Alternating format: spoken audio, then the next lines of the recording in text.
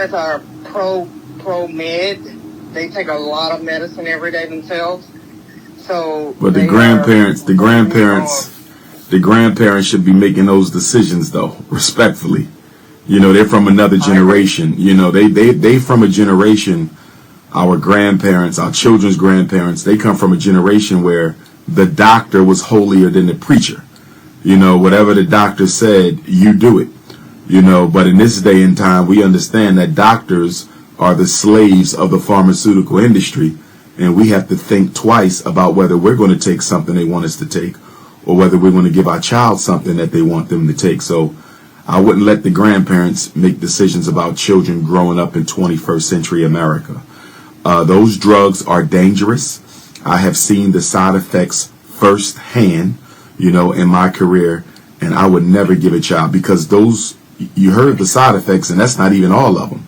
You know, they can cause permanent damage to the way your child thinks, feels, behaves, how his body operates. Like, they can really, your whole body is regulated from your brain. You know, your brain is the transmission, and those drugs can mess the transmission up. I know kids who can't even drive a car anymore because of how the drugs have messed up their executive functioning, or messed up their concentration, or their memory, or their ability to stay awake. I know people who can't even drive a car because of how the psychiatric meds have messed up their brain. So I wouldn't put them on no meds. And then you also have to be careful, because the system, you know, will try to take your children from you if you put them on medication and then try to take them off. So you want to be careful. Oh, absolutely. It's called medical neglect. A lot of black parents are being charged with medical neglect, failure to give ADHD medications to their children. Yeah, these pharmaceutical companies, they're so powerful and so influential that they have the government. They actually have the government forcing parents to medicate their children, or they will take the children and give them to a foster parent who will medicate them. And she did tell us, she's like, either, because I took him off of that pill that she gave him, and I said I'm not putting him back on it, and my husband back, he will make a decision, because Todd, like I said, is my stepson. That's why he was in Florida with his mom's parents during that time. But she goes, well, you know, he's 10, or he'll be 10. He's gonna be 10 next month, and she's like, you either can do it now, or you know, in 8 years he'll be 18, and like we wouldn't have any control over it. You know, I'm like, but the truth is that since all this started, he has grown through all of the hyperactivity and everything. He has grown through it. He was not speaking. He talks like me and you talking right now. All of that has happened over the years without medication. And that's because our children often just need time. They just need time. I'm always telling parents, wait and see. Just wait and see. But the schools don't want you to wait and see. The daycare don't want you to wait and see. The early intervention program don't want you to wait and see, because they want to get paid.